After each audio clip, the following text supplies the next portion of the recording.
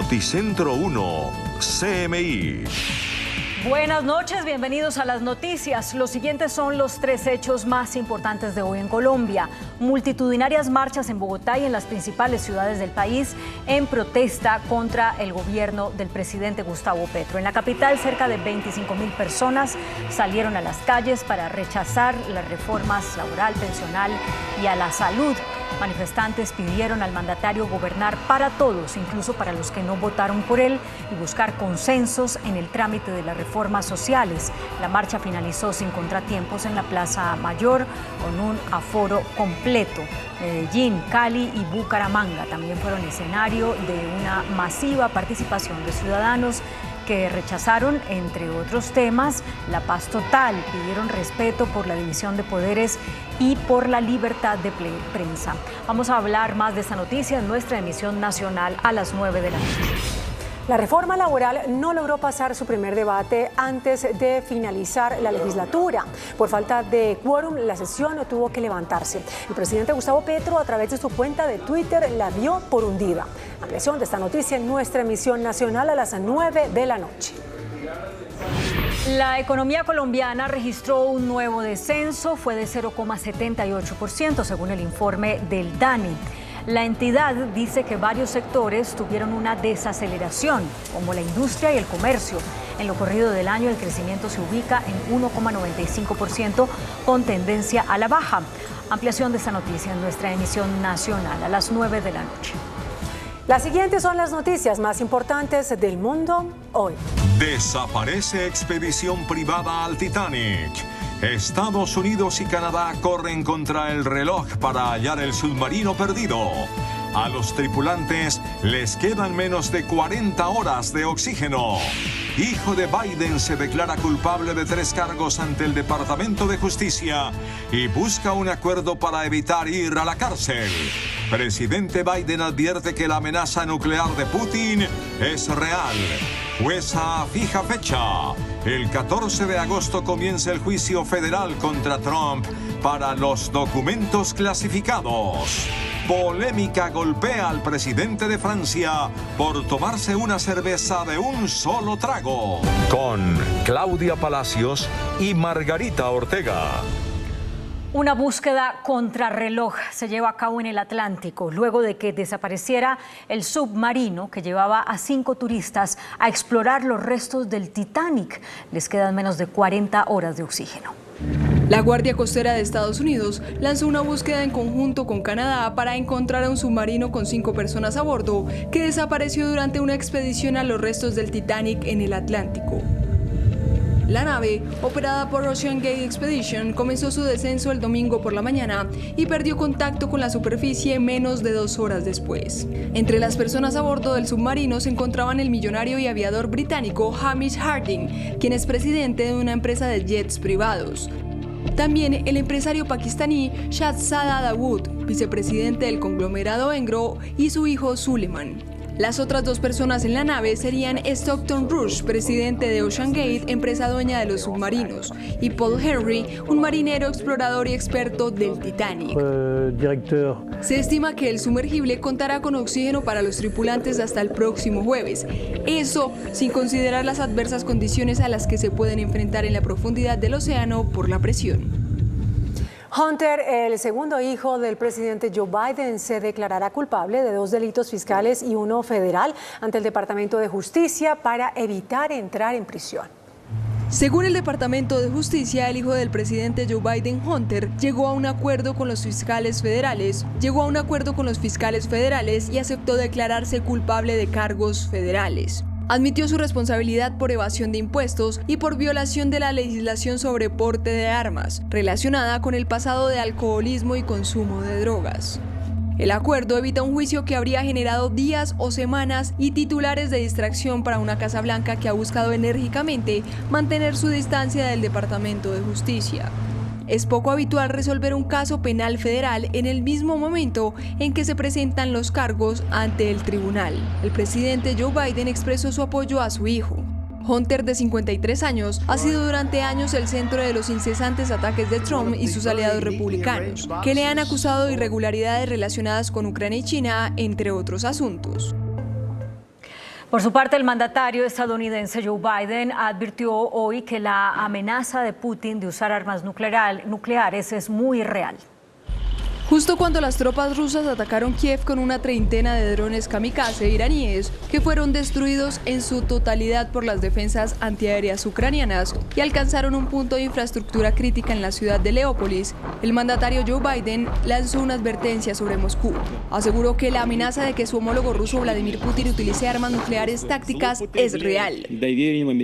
Su advertencia llega días después de que el mandatario de Bielorrusia, Alexander Lukashenko, dijera que su país comenzó a recibir armas nucleares tácticas rusas, algunas de las cuales dijo que eran 3 veces más poderosas que las bombas atómicas que Estados Unidos lanzó sobre Hiroshima y Nagasaki en 1945. Estados Unidos ha dicho que no tiene intención de alterar su postura sobre las armas nucleares estratégicas en respuesta al despliegue y no ha visto ninguna señal de que Rusia se esté preparando para usar un arma nuclear. Y la ONU registró miles de civiles muertos por la invasión rusa a Ucrania. El organismo cifró más de 9.000 el número de civiles muertos desde el inicio de la invasión en febrero de 2022 por orden del presidente de Rusia, Vladimir Putin. Pero cree que la cifra real es mucho mayor si se suman los heridos. El número de víctimas documentadas es superior a los 24.000. El juicio al expresidente de Estados Unidos, Donald Trump, por el caso de los documentos confidenciales ya tiene fecha. La jueza que supervisa el proceso contra el republicano inculpado por gestionar de forma negligente secretos de Estado fijó hoy el inicio del juicio para el 14 de agosto. El exmandatario y precandidato a las presidenciales del 2024 está acusado de poner en peligro la seguridad de su país por guardar documentos confidenciales luego de dejar la Casa Blanca. Varias naciones latinoamericanas enfrentan graves sequías, como es el caso de Uruguay, que decretó la emergencia hídrica para la zona de Montevideo y sus alrededores, debido a que el suministro de agua potable ya se ha visto afectado, desatando una grave crisis de abastecimiento del líquido. Aunque Uruguay está sobre una de las mayores reservas de aguas subterráneas del mundo, esta no beneficia a su capital, donde el presidente Luis Lacalle Pou decretó la emergencia hídrica para la región metropolitana de Montevideo, que enfrenta una crisis de abastecimiento de agua potable sin precedentes.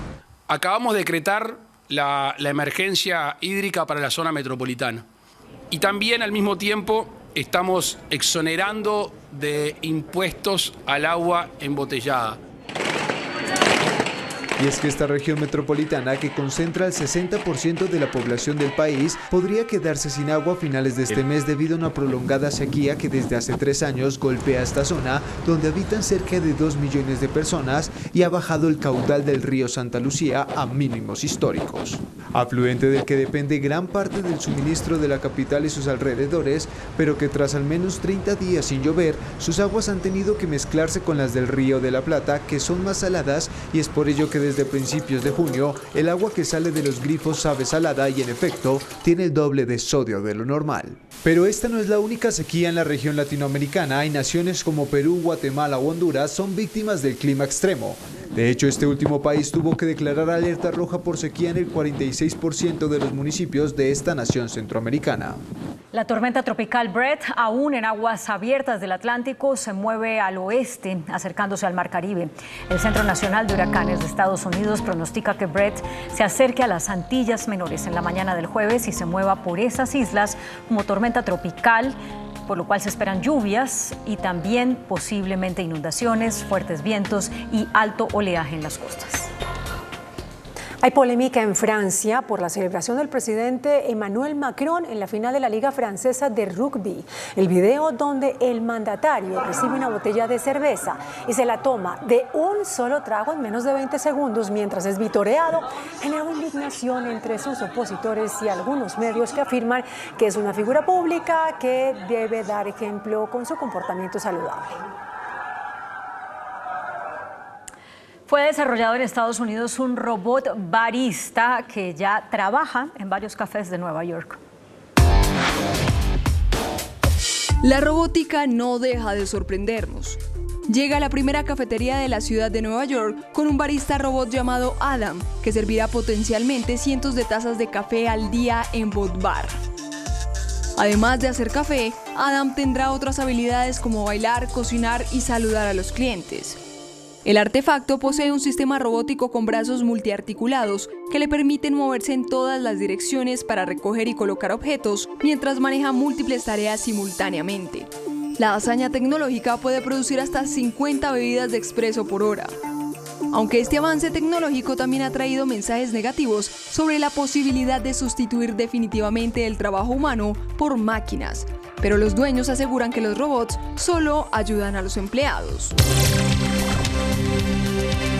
Bienvenidos a Entrevistas Canal 1. Dejó Colombia una grandísima impresión frente a la selección de Alemania, que sigue dando tumbos, porque antes de la derrota frente a Colombia había tenido partidos importantes, pero derrota frente a Polonia, empate con Ucrania, una derrota dolorosa 3-2 frente a Bélgica, y hoy esa victoria de Colombia en territorio alemán tiene temblando al cuerpo técnico dirigido por Hans-Dieter Flick.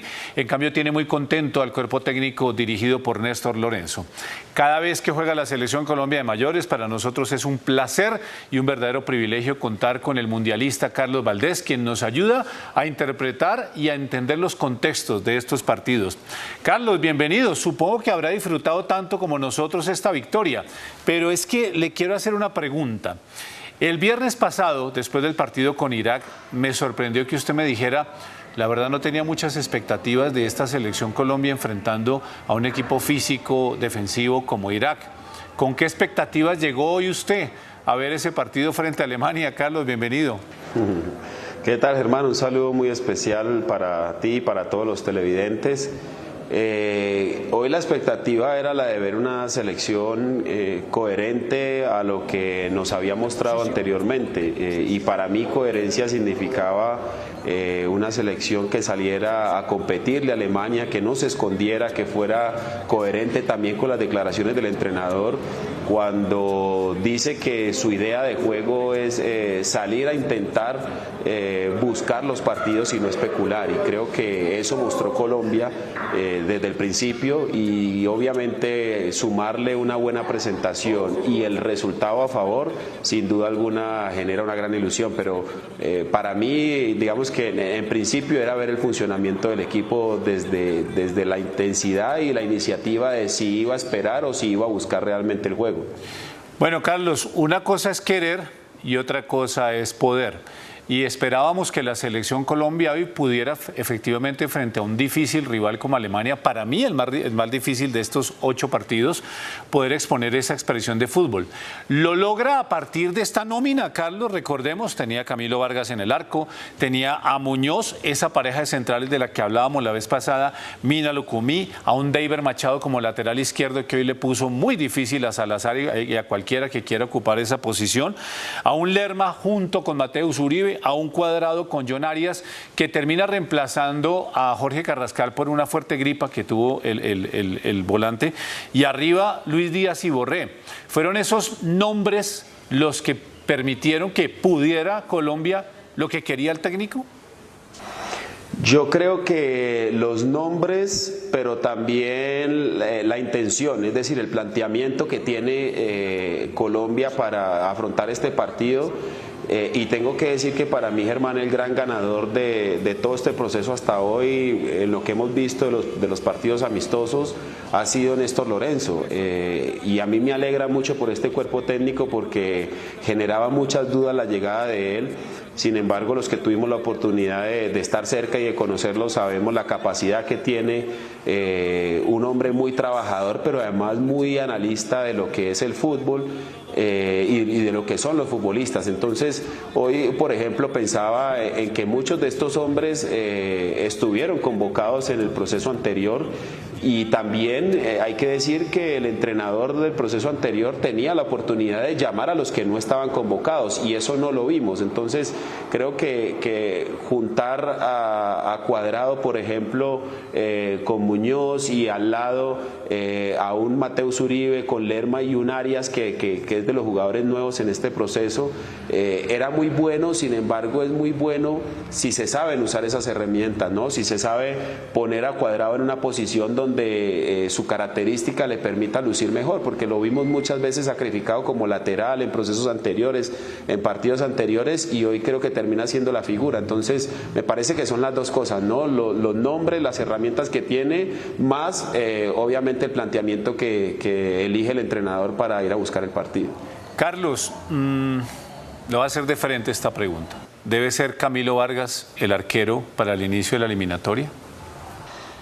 Yo creo que hoy es Camilo. Veremos qué pasa en septiembre, en 2 meses, casi 3 meses, donde va a comenzar la eliminatoria.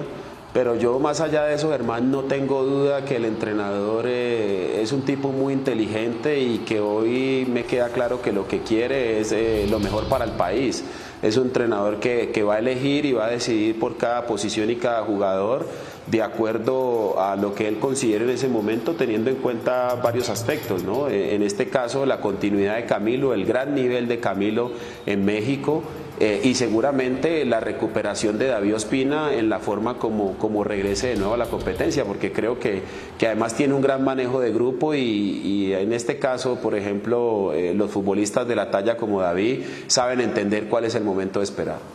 Bien lo dice usted, entonces David y Camilo le pueden decir al relevo, a Montero y a Mier, esperen que esto sigue siendo nuestro. Carlos, especial atención tuvimos hoy alrededor de Yerry Mina. Cuéntenos por lo que usted domina esa posición, por cómo conoce a Yerry. Volvimos al Yerry Mina en su mejor expresión futbolística, después de haber superado las lesiones, la discontinuidad, la pérdida de la titularidad en el Everton. Pero ese Yerry Mina de hoy nos hace pensar que hemos rescatado al zaguero central de la selección que fue verdadero líder en otros años. Yo creo que Yerry va a ser uno de los líderes de este proceso sin duda, y yo tenía casi la certeza de que iba a ser titular por la manera como termina compitiendo en la Premier, que lo hace muy bien, pero también por la necesidad de encontrar en esta selección jugadores líderes con temperamento y con jerarquía, más allá de la capacidad futbolística, y creo que ahí Yerry sin duda empieza a ser uno de esos hombres que se posiciona como capitán también en este equipo, entendiendo que si las lesiones lo respetan, si tiene la oportunidad de competir, seguramente va a contar con la confianza del entrenador para que vuelva a ser ese Yerry de grandes partidos y de gran rendimiento para Colombia. Sí, es que llama muchísimo la atención cómo hoy se junta de manera tan sincrónica con Lucumí, es decir, parece que esa pareja, uno diría, la encontró o por lo menos la definió Néstor Lorenzo en este ciclo de partidos. Sí, creo que una vez más va a la coherencia Lorenzo. Davinson jugó el partido anterior, no había tenido muchos minutos durante la temporada. Yerry estuvo lesionado, pero los últimos 5 partidos en Inglaterra fueron muy buenos.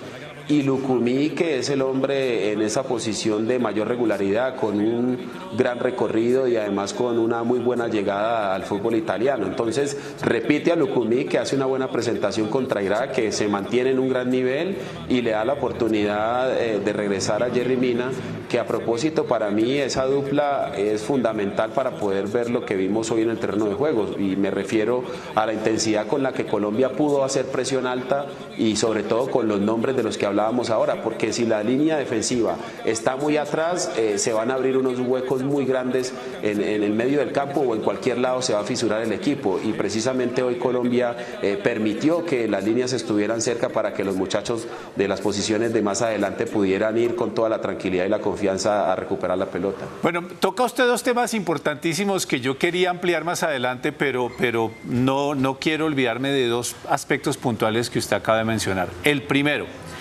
la presión alta. La presión alta permite que Rafael Santos Borré vaya y gane un balón muy disputado, que empiece a jugar Colombia y que Jefferson Lerma haga un cambio de frente espectacular. Tal vez él nos sorprendió a todos la manera como le llegó esa pelota a Cuadrado, y Cuadrado envía ese centro que encuentra un cabezazo impresionante de Luis Díaz.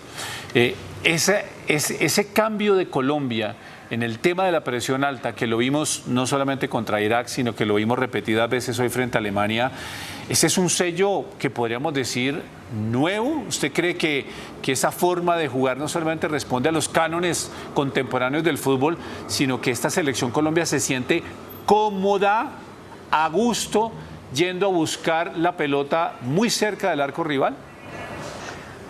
Yo creo que sí, yo creo que esta es una selección que se siente cómoda presionando alto, sobre todo porque es una selección que quiere buscar los partidos. Es la forma como Néstor Lorenzo entiende el juego y no le gusta especular. Creo que contrario es un entrenador que prefiere esperar a que los rivales lo ataquen, a que tengan esa salida limpia desde atrás y por ahí en la contra o en las transiciones rápidas buscar cómo le hace daño.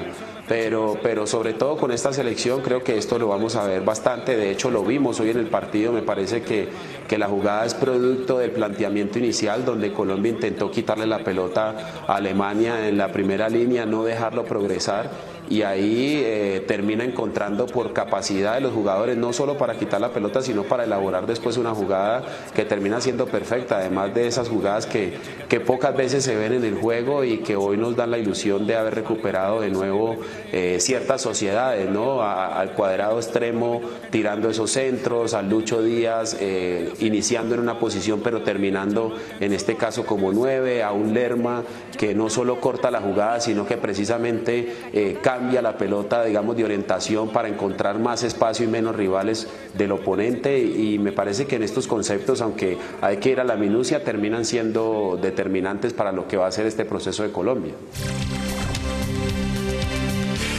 Regresamos a Entrevistas Canal 1 con el mundialista Carlos Valdés, con quien estamos tratando de entender lo que dejan estos 8 partidos importantes en la era Néstor Lorenzo de preparación para la eliminatoria. Números, yo no diría que perfectos, pero 6 victorias, 2 empates y sobre todo un estilo de juego. Carlos, hay una jugada sobre el final del partido que me llamó poderosamente la atención. Alemania está tratando de atacar y regresa la pelota para provocar que jugadores como John Arias, ya estaba Mateo Casierra, ya estaba Baloyes, salgan a hacer presión y se extienda el equipo. Y es muy grato ver cómo la línea defensiva, en donde incluso estaba Wilmar Barrios como quinto defensa, se da cuenta de la salida de sus compañeros y para evitar que el equipo se estire, salen casi que en una línea recta hacia la mitad del campo para ejercer presión. Me llamó poderosamente la atención porque es precisamente la manera de salir a buscar la pelota sin arriesgarse tanto la espalda. ¿Usted cree que este tipo de movimientos lo vamos a ver en una selección Colombia ya enfrentando a selecciones suramericanas en la eliminatoria? Yo creo que sí, Germán. Personalmente siempre he sentido que la manera de trabajar, sobre todo el bloque defensivo de Néstor en su momento con José, pero era Néstor, digamos, el principal responsable de los conceptos defensivos, nos permitió ganar mucho, sobre todo de mitad de cancha hacia adelante, porque a ver, poco y mucho se puede hablar de si los volantes tienen intensidad, de si corren, de si se tiran al piso, de si generan juego o no generan juego, pero colectivamente hablando, una cosa tiene que ver con la otra. Entonces vamos a ir un poco a lo que mencionaba ahora. Si la línea defensiva siempre está muy atrás y muy lejana de esa primera línea de los volantes, te genera unos espacios que los rivales, sobre todo a este nivel, los pueden aprovechar mejor, y por ende el desgaste de los jugadores o de los volantes ofensivos termina siendo mayor, y termina generando más dificultades para poder lograr esa sincronía que se necesita. Entonces, en este caso, por ejemplo, con digamos, ese triángulo de los dos defensores centrales y principalmente Lerma, digamos, en un comienzo es clave para poder tener el equilibrio que esta selección necesitaba para que jugadores como Lucho Díaz, jugadores como Cuadrado puedan hacer el juego que saben y que mejor saben ejecutar en el terreno de juego.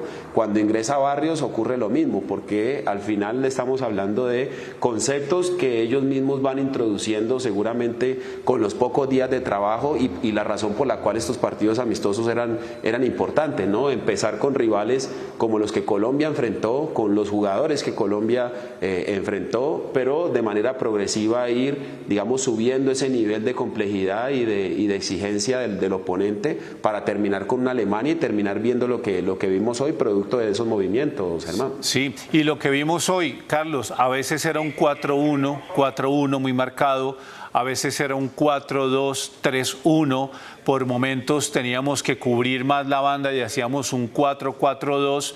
Esos movimientos son el resultado ya de una acción muy repetitiva de partidos. Después de 8 juegos, es la manera como ya la nómina que está dentro de la cancha se conoce también. ¿Cómo un equipo puede hacer esos cambios de figuras dependiendo también de lo que está proponiendo el rival? Y no perder un poco la concentración de lo que es su función, tanto individual como colectiva dentro del campo. Pues primero, hermano, hay que hablar del nivel de capacidad que tienen los jugadores que hacen parte de una selección y los equipos donde juegan, porque definitivamente entienden el fútbol de una manera totalmente distinta. Nosotros aquí en estos espacios hemos tenido la oportunidad de conversar, sobre todo cuando se habla de la figura táctica o de los módulos tácticos, que tiene que ver con las estructuras de cómo se plantean los partidos y por eso para mí al final no es tan relevante precisamente esos números, ¿no? La figura del 4-4, del 4-3, porque entendemos el fútbol de una manera muy dinámica, donde si bien hay un parado inicial, donde si bien hay una idea inicial de cómo repartir esos espacios en el terreno de juego, todo termina desembocando, digamos, en la lectura de juego, que muchas veces se ignora, digamos, este componente que es tan importante, y es precisamente entender cómo un jugador, para poder cerrar un espacio o quitarle una posibilidad al rival, debe hacer un movimiento a la derecha o a la izquierda, o saber si su compañero está muy adelante o muy atrás para poder tomar ubicación o posición dentro del terreno de juego. Eso es lo que permite que muchas veces uno en el partido vea por momentos ese tipo de figuras y ese tipo de variantes, y a veces porque incluso el tiempo no te da la posibilidad ni siquiera de comunicarlo con tu compañero. Dependes siempre de qué está interpretando tu compañero. Si yo salto a hacer una marca para que el oponente no reciba la pelota, inmediatamente el que está atrás tiene que leer ese movimiento y respaldarlo para que no se quiebre el equipo.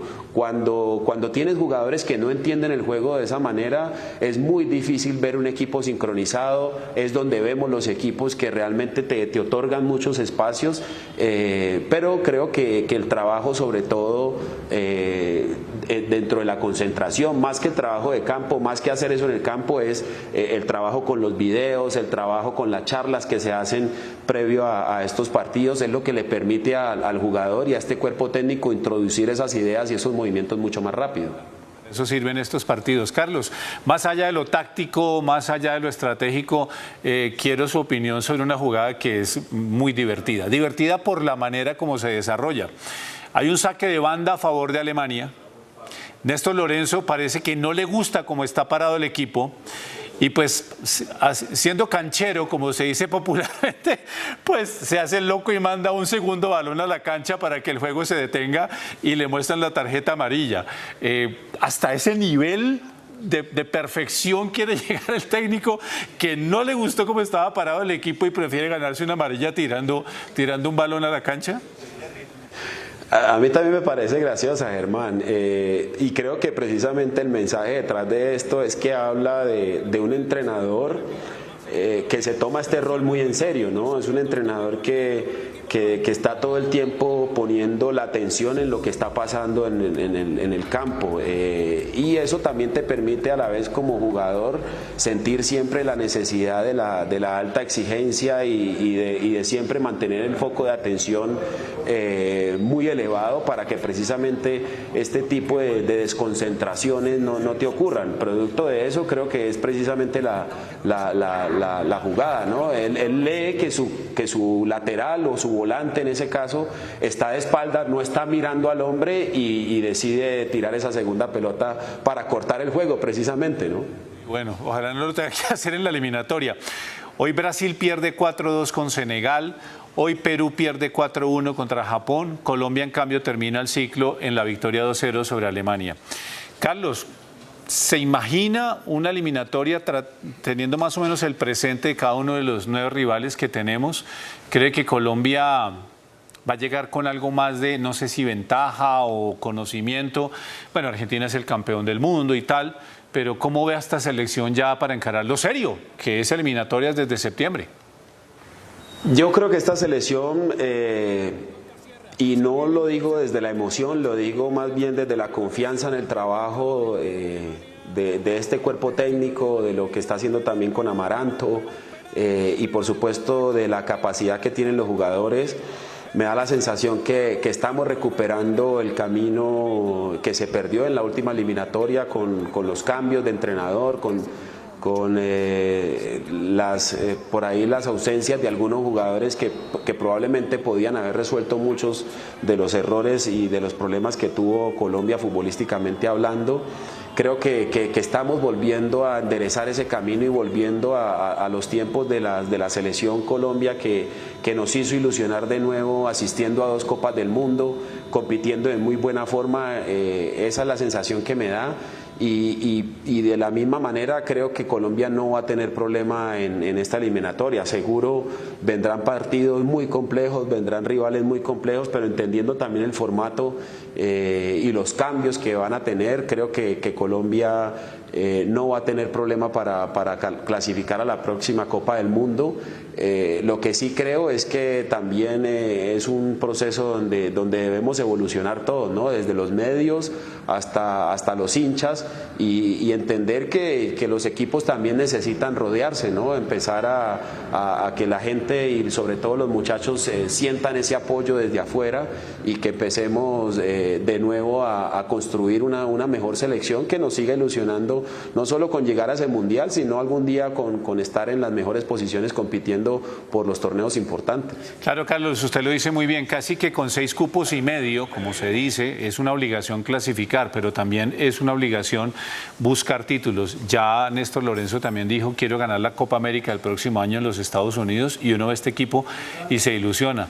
Carlos, pues muchísimas gracias por habernos acompañado en este análisis, porque es importante, más allá de un resultado histórico, entender cómo llega esta selección Colombia a la eliminatoria, y ojalá pues que empecemos ese rumbo frente al Mundial del 2026 de la mejor manera, y viendo un equipo que ojalá de aquí a septiembre no solamente mantenga ese nivel, sino que lo mejore. Carlos, una reflexión final muy breve. No, Germán, que así sea. Yo creo que sin duda estamos en un muy buen camino, que contamos con un cuerpo técnico con gran capacidad y que se han elegido a los mejores hombres y lo que mejor tiene disponible Colombia en materia de jugadores. Así que nos vemos en septiembre. Nos vemos en septiembre, Carlos. Un abrazo, muchísimas gracias. Pues hasta aquí, entrevistas Canal 1, pero sigan con la información de Colombia y del mundo en Noticentro 1 CMI. Noticentro 1 CMI.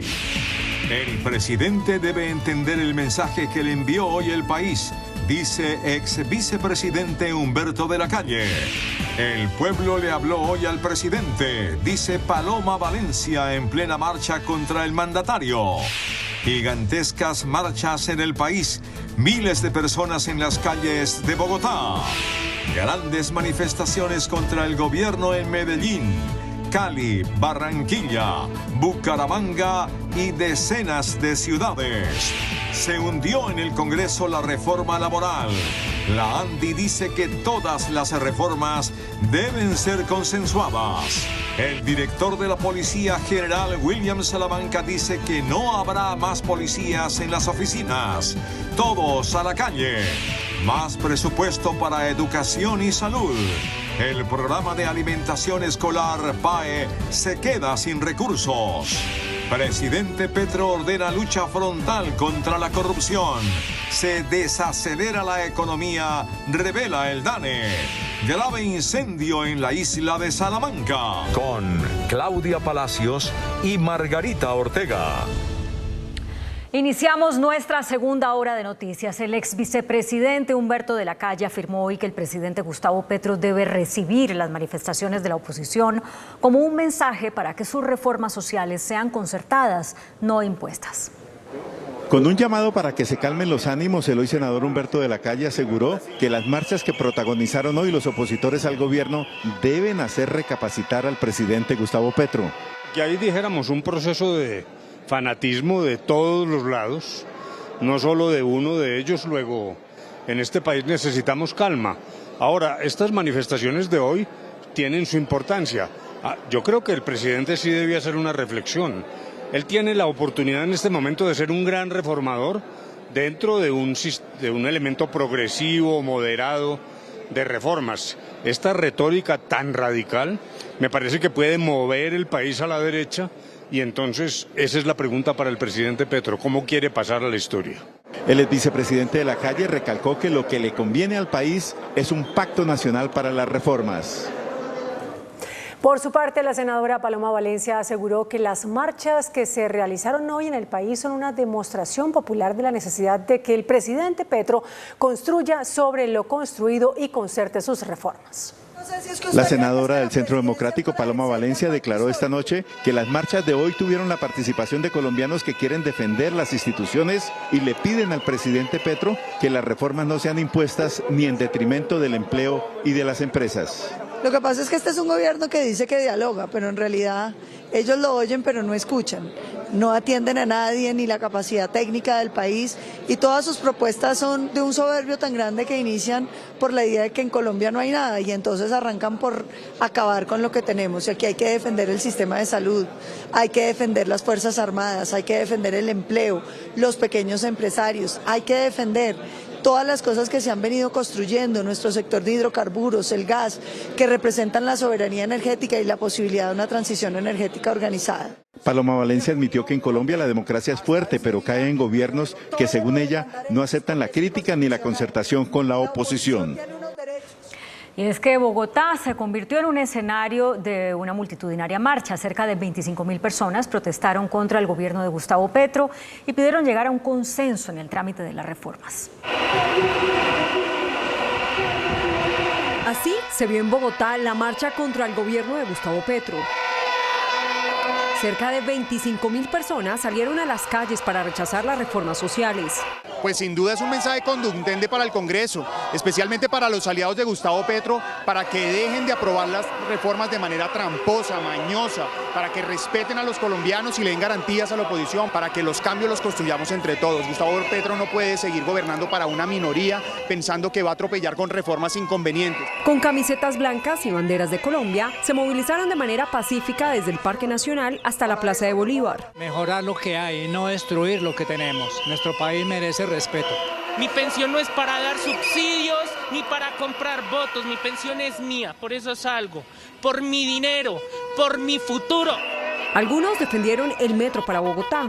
Yo, como bogotano, también marcho hoy para decir basta de chantajes a Bogotá, que se permita terminar la obra del metro ya. Otros pidieron respeto a la división de poderes y a la libertad de prensa. Vi cómo ha tratado al fiscal, cómo trata a las cortes. Hay que respetar la división de poderes.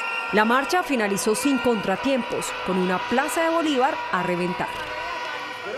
En Medellín, cientos de personas se volcaron a las calles para protestar en contra de las reformas del gobierno Petro.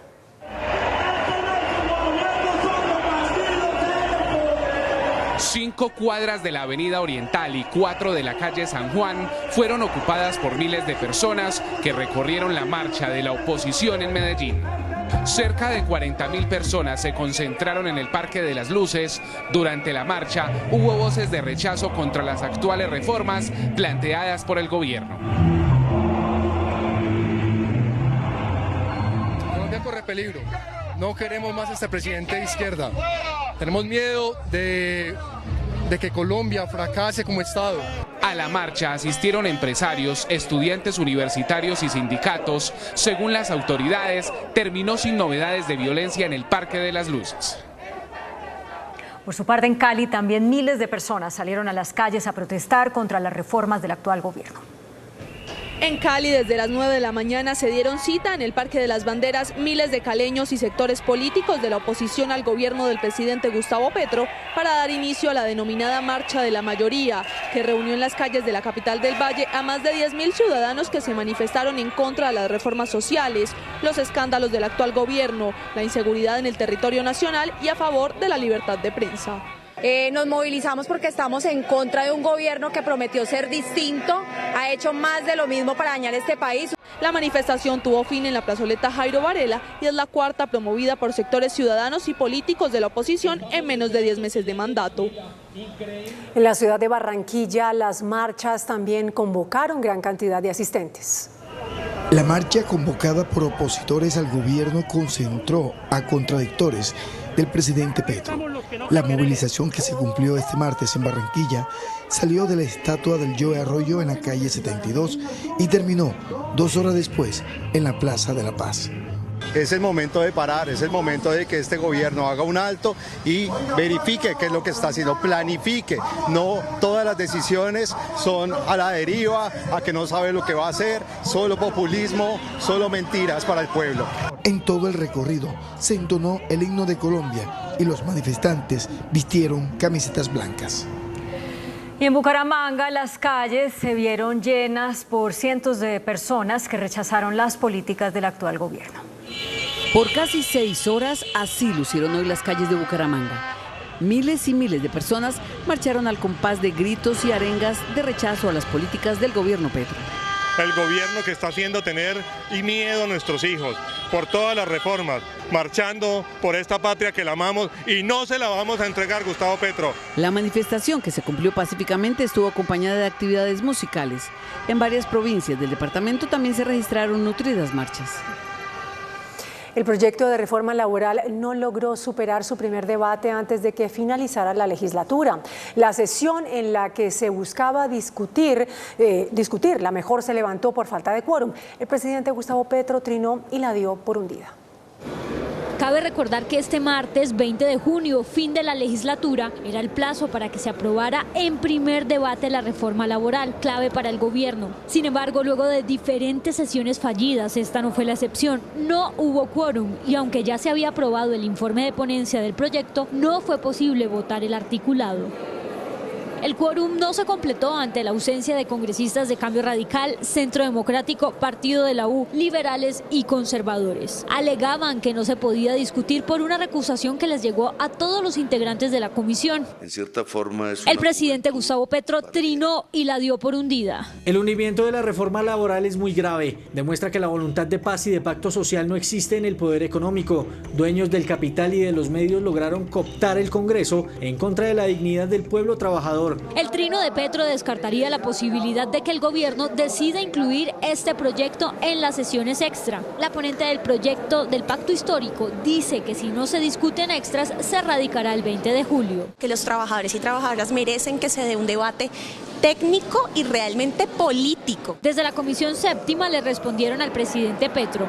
Ni los medios de comunicación, ni los que marchan pacíficamente, ni los que hemos mostrado diferencia en la Comisión Séptima tenemos la responsabilidad del hundimiento de una reforma que se quiso tramitar imponiéndose. Diferentes voces de la oposición, entre esas del Centro Democrático, señalan que si se presenta en extras esta reforma, demandarán el decreto al Consejo de Estado, pues afirman que por ley quinta el proyecto está hundido. Y por su parte, el presidente de la ANDI, Bruce McMaster, insistió en que las reformas deben ser consensuadas y se deben respetar los poderes públicos. El vocero del empresariado colombiano sostuvo que el diálogo debe primar sobre las reformas que se discuten en el Congreso, pero con un consenso de todas las partes para sacar adelante el mejor proyecto. Es muy importante que el Congreso funcione bien, es muy importante que el Congreso sea transparente, es muy importante que el Congreso no ceda obligatoriamente a lo que solicita el gobierno, digamos en negociaciones individuales o en transacciones individuales. Es muy importante que además se representen las ideas, más no obligatoriamente la ideología. De manera que yo creo que es una discusión que hay que darla muy bien. El presidente de la ANDI sostiene que los tiempos son muy justos y lo más conveniente es llevar la discusión para el segundo semestre del año. Decisiones tan grandes, decisiones tan importantes requieren de tiempo, requieren de análisis, requieren de que todos estemos seguros de que no se está cometiendo un error. McMaster sostiene que las marchas de este martes son válidas, más si es con el fin de pedir garantías a la institucionalidad. En otras noticias, los policías que están en oficinas tienen que salir a las calles. La orden fue impartida por el presidente Gustavo Petro al director de la Policía General William Salamanca, quien ya inició esa transición. En la Escuela de Cadetes General Santander, en el sur de Bogotá, se llevó a cabo la ceremonia de transmisión de mando del nuevo director de la Policía Nacional, General William René Salamanca. El director reveló una de las órdenes que le dio el presidente de la República. El señor presidente nos daba esa instrucción de revisar el número de policías que están en las oficinas para que esos policías que son capacitados y entrenados para labores, por ejemplo, de prevención de convivencia y seguridad, los aprovechemos en las calles. Todos los uniformados que están en las oficinas estarán entonces en las calles. Mientras tanto, los cargos administrativos estarían ocupados por oficiales de la reserva o familiares. La adición presupuestal por casi 17 billones de pesos será uno de los proyectos que discutirán a partir de mañana el Congreso durante el periodo extraordinario que convocó el gobierno. Este proyecto de adición presupuestal fue fijado por el gobierno en 16.900.000 millones de pesos y su fuente de financiación es el recaudo nuevo derivado de la reforma tributaria que aprobó el Congreso. Los principales sectores que recibirán recursos de esta adición son educación, 2.1 billones de pesos, salud, 2 billones, hacienda, 1.8 billones, vivienda, 1.5 billones, transporte, 1.4 billones, energía, 1.4 billones. El objetivo central de esta adición es fortalecer la reactivación económica con dos proyecciones centrales: que el crecimiento económico de este año 2023 sea por lo menos de 1.8% y que la inflación anualizada baje al 9.2%. Y avanza hasta ahora la plenaria del Senado de la República con fuertes discusiones entre las bancadas de gobierno y las de oposición. La sesión es la última del periodo ordinario de sesiones que concluye a la medianoche. ¿Qué está pasando, Carlos? Buenas noches.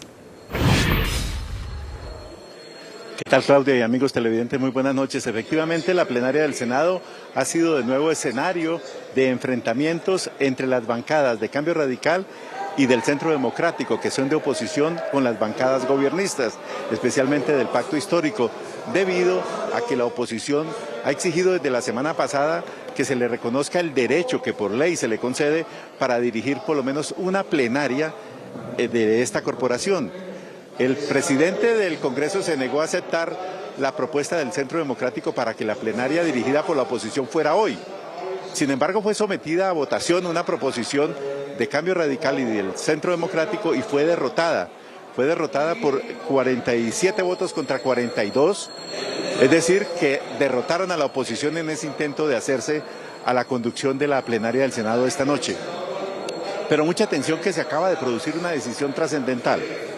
Con una proposición presentada por Antonio Sabaraín de Cambio Radical y respaldada por 51 votos contra 34, se le exigió al presidente del Congreso que no inicie el proceso de elección del nuevo Contralor General de la República.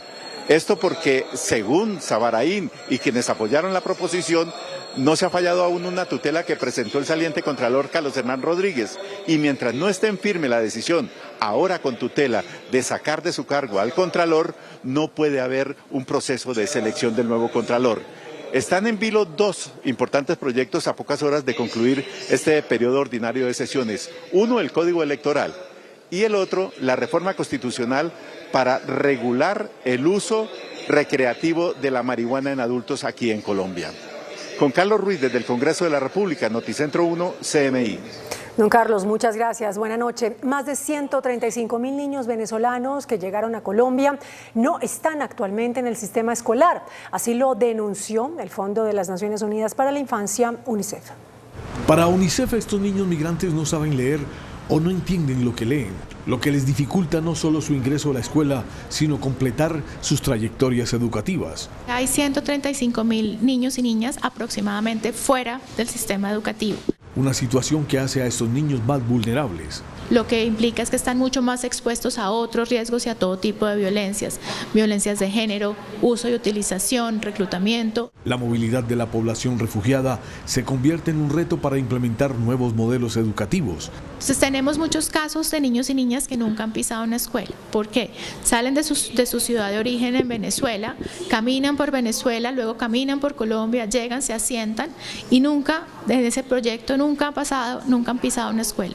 Según UNICEF, en promedio un niño refugiado pierde 2 años de oportunidades de aprendizaje. La Procuraduría advirtió que el programa de alimentación escolar para al menos 800.000 menores de edad en 12 regiones de Colombia está en riesgo por falta de recursos. De acuerdo a la alerta, las raciones escolares de estudiantes en Caquetá, Cauca, Guaviare, norte de Santander, Boyacá y Huila podrían ser suspendidas por la situación económica. Quien aducen que por altos costos de los artículos de la canasta familiar los tienen en riesgo de seguir adelante con el PAE en la segunda parte pues, del calendario escolar. Villavicencio, Montería, Sincelejo, Uribia, Pitalito y Neiva también se verían afectadas. Es injusto porque hay niños que van sin desayuno y ese refrigerio y ese almuerzo es lo que algunas veces comen en todo el día. Por ejemplo, mi papá o mi mamá no tenemos plata para que nos den de refrigerio. El PAE atiende a 5.8 millones de niños en todo el país. Durante 4 horas, el jefe de seguridad de la Casa de Nariño, coronel Carlos Feria, rindió declaración en la Fiscalía por la muerte del coronel Oscar Dávila. El jefe de seguridad del presidente Gustavo Petro declaró ante un fiscal de seguridad ciudadana sobre los hechos que rodearon la muerte del coronel Oscar Dávila. El coronel Feria explicó su última conversación con Dávila. Ese día estaba de cumpleaños el coronel Feria y le escribió el coronel Dávila a desearle feliz cumpleaños. Eso tal vez fue la última de las conversaciones, pero en las horas de la mañana. El coronel Feria ese día se encontraba en misión oficial en Cuba con el señor presidente de la República y solo se enteran cuando aterrizan en Catán. Mañana el coronel Feria tendrá que volver a declarar en la Fiscalía, pero esta vez por el uso del polígrafo en la Casa de Nariño.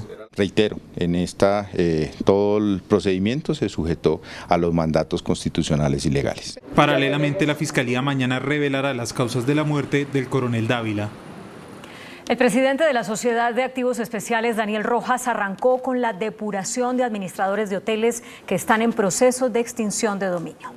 El año pasado el ex senador Gustavo Bolívar denunció que el excongresista Jonathan Tamayo, conocido como Manguito, habría recibido la administración del Hotel El Campanario de Villavicencio, el cual está en proceso de extinción de dominio. A raíz de la denuncia y al indagar el manejo del hotel, la SAE estableció que el predio no estaba en manos de Manguito, pero al parecer sí de personas cercanas, quienes le estarían dando una administración irregular. Nosotros no hacemos persecuciones a congresistas, ni mucho menos, sino miramos la administración. Y si la administración es mala, pues retiramos a los depositarios. Y es que el presidente de la SAE advirtió que encontraron serias irregularidades en el manejo de varios hoteles que estaban en proceso de extinción de dominio. Los hoteles ahora serán administrados por la Sociedad Tequendama para que empiecen a dar rendimientos. En Nariño, más de 3.000 indígenas aguá se vieron obligados a abandonar las zonas que habitan por enfrentamientos entre grupos armados ilegales. Desde hace más de 3 semanas, estos indígenas aguá tuvieron que abandonar sus resguardos ante los fuertes enfrentamientos que se dan en la región de Barbacoas y Ricaute. Ya no es justo de que otra vez volvamos a perder gente indígena o nuestra gente que está derramando mucha sangre. ¿Solo por qué? Por culpa de armados. Los más de 3.000 indígenas permanecen en estos refugios improvisados. Niños, mujeres y hombres se sumergen en la más profunda tristeza. Me da tristeza de vernos aquí. Es una tristeza grande de estar entre todos, acompañados aquí en esta comunidad y sufriendo. Y por eso quisiera que se pronuncien el Estado ante nosotros. A este duro panorama se agrega el de las minas que cada día siembran en su territorio los grupos armados. El humo de un incendio forestal en el Parque Isla Salamanca, en el Magdalena, afecta gran parte de Barranquilla y Soledad en el departamento del Atlántico. La espesa capa de humo se hizo visible, con lo cual se afecta el medio ambiente y se generan dificultades respiratorias a los habitantes de la capital del Atlántico. Desde el malecón del río Magdalena se alcanza a ver la nube negra del Parque Natural. El Contralor Delegado para el sector defensa, Luis Eduardo Parra, advirtió que el gobierno debe avanzar en las investigaciones para recuperar los 577.000 millones de pesos presuntamente perdidos en un negocio que califican como fallido y que fue firmado por la Caja de Retiro de las Fuerzas Militares Cremil. Advierte el Contralor que esa entidad hace parte del sector defensa y en ese sentido el ministro Iván Velázquez y el presidente de la República, Gustavo Petro, deben investigar por qué el proyecto denominado Plan Parcial de Renovación Urbana, El Pedregal, registra retrasos desde el año 2019. El Contralor comparó el proyecto con la Casa en el Aire de Rafael Escalona.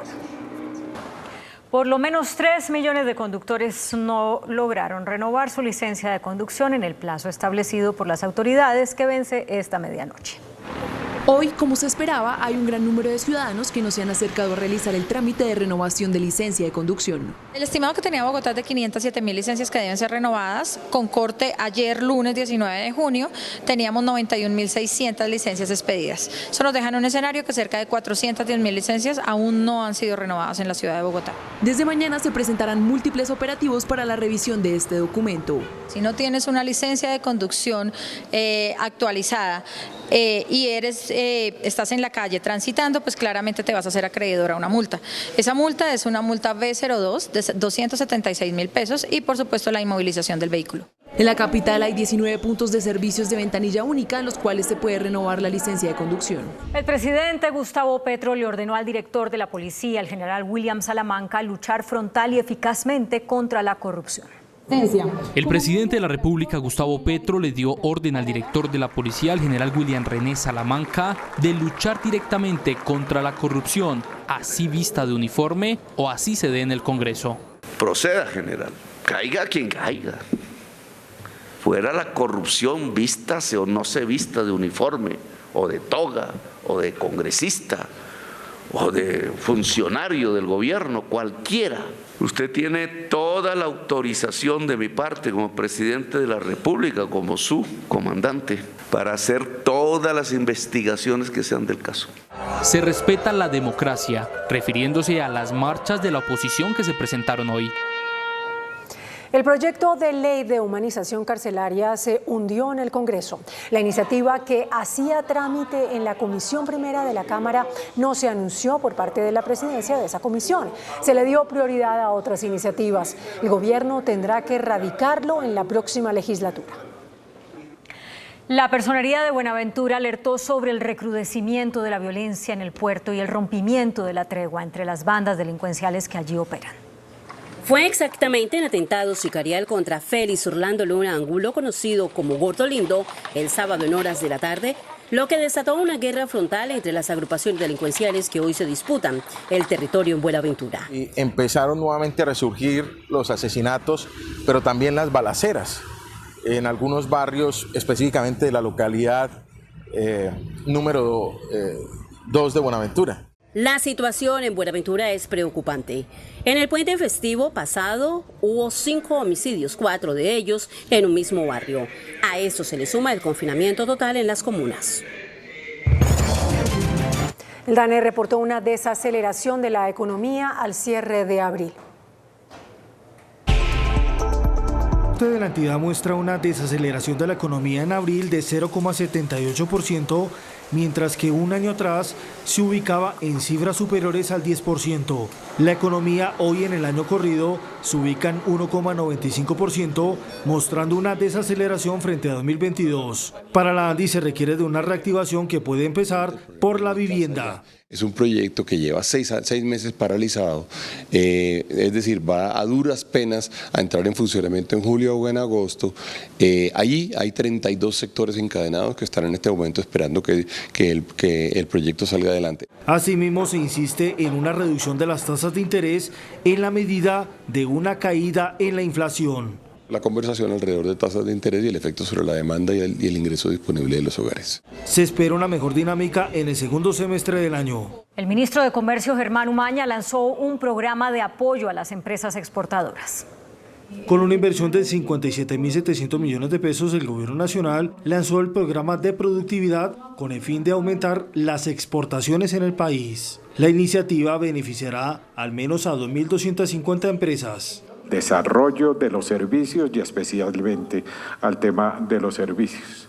Este tipo de programas, ¿qué es lo que están haciendo? Pues fortaleciendo, en primer lugar, la oferta nacional de la pequeña y mediana empresa. En segundo lugar, integrando el país desde los diferentes puntos, entonces el tendero de barrio, el que va a desarrollar una actividad productiva ya va a estar en el territorio. El pronunciamiento se dio en el Parque Industrial El Cortijo, en el municipio de Cajicá. El índice de capitalización de la bolsa, que mide el comportamiento de las 25 principales acciones, cerró a la baja. El índice selectivo MSCI Colcap de la Bolsa de Valores de Colombia bajó 1,09% a 1.161 puntos. La acción de la Bolsa de Valores de Colombia fue la que más subió, con una valorización de 2,62% a 10.000 pesos. La acción del Grupo Argos fue la que más bajó, con una pérdida de 5,11% a 9.555 pesos. La acción más negociada de la jornada fue la de Preferencial Bancolombia, al movilizar más de 13.000 millones de pesos, con una variación negativa de 1,97% a 28.420 pesos. Y el dólar cerró al alza. Indicadores económicos en Noticentro 1 CMI. La tasa representativa del mercado que regirá para mañana miércoles será de 4.149 pesos con 18 centavos. Los profesionales del cambio compran la divisa en promedio en 4.070 pesos y la venden en 4.150 pesos. Un euro cuesta 4.555 pesos. La libra de café en Nueva York se cotizó a $1.77. El azúcar se transó en 26,20 centavos de dólar la libra.